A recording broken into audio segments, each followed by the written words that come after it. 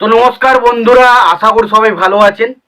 তো বন্ধুরা, এখন যে বিষয়টা নিয়ে কথা বলবো, তো সেটা হলো মিঠুন চক্রবর্তী এবং সোহম চক্রবর্তী অভিনীত ছবি শাস্ত্রী। তো সেই ছবির সেকেন্ড গান বেরিয়েছে, যেটার নাম হচ্ছে ঢ্যাঙ্কুরাকুর তাক।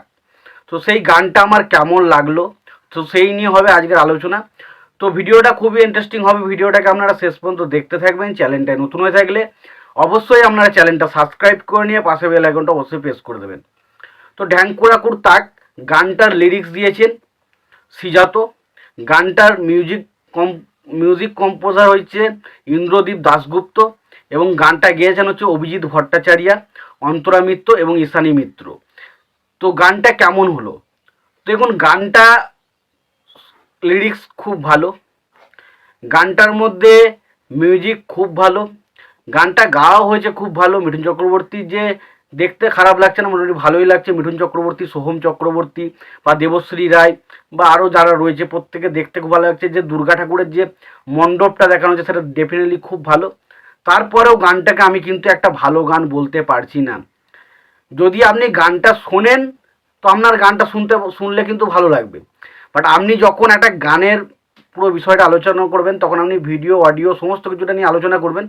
কারণ ভিডিওটা যথেষ্ট ভালো, অডিওটাও ভালো, বাট এই অডিওটা মিঠুন চক্রবর্তীর লিপসের সাথে ম্যাচ করছে না খুব একটা, যেটা আমার মনে হচ্ছে এখানে খামতি রয়েছে। কারণ মিঠুন চক্রবর্তীর ভয়েসটা, যেহেতু সে একটু ওল্ড, এবং তার ভয়েসটা যে ধরনের, মিঠুন চক্রবর্তীর ভয়েস দেখবেন ওই বিক্রম রাথোর বলে একজন ছিল, তার যে গলাটা, তার গলাগুলো কিন্তু বিক্রম রাথোর বলছি, হ্যাঁ, বিক্রম রাথোর বলে একজন গায়ক ছিল, তো তার গলাটা কিন্তু মিঠুন চক্রবর্তীর সাথে দারুণ ম্যাচ করতো।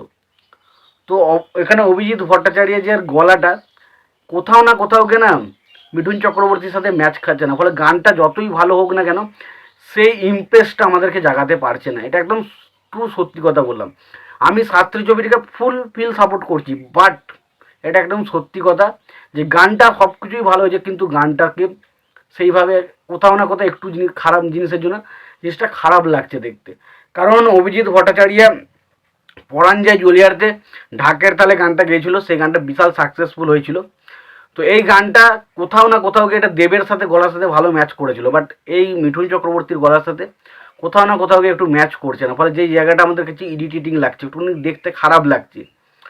তো সত্যি কথা বলতে আমার এটাই মনে হয়েছে যে এটাই ম্যাচ করেনি। বাকি গানটা যদি পুরো জিনিসটা বলে, লিরিক্স খুব ভালো, গানটার যে প্রথমে যে শুরুতে যে ব্যাকগ্রাউন্ড ইউজ করেছে সেটা খুব ভালো, এবং পাশাপাশি মিঠুন চক্রবর্তী শুরুতেই যে একটা ডায়লগ দেয় যে ফাটাকেষ্টর ওখানে কালী পুজোতে শুনি বিরাট ধুমধাম হয়, এবং সেখানে সে নাকি বলে সে খবর দেখে না, খবর শোনে না, খবর তৈরি করে।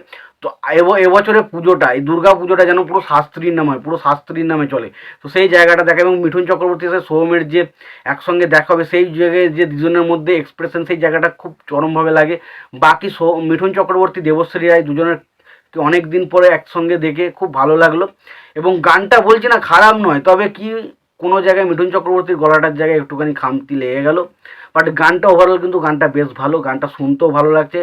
তো গানটার মধ্যে যে থিমটা ইউজ করে সেটা খুব ভালো, এবং এই গানগুলো মানে শাস্ত্রী ছবির গানগুলো, আগের শাস্ত্রী, হে শাস্ত্রী এবং এই গানটা, দুটো গানই কিন্তু একটা কমার্শিয়াল এলিমেন্টের মতো করে গানগুলোকে কিন্তু গানো হচ্ছে।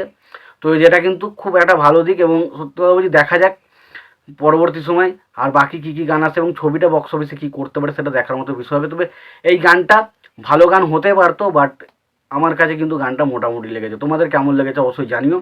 আর সবশেষে একটাই কথা বলবো, যদি ভিডিওটি পছন্দ হয় অবশ্যই লাইক, কমেন্ট, শেয়ার করে দিও।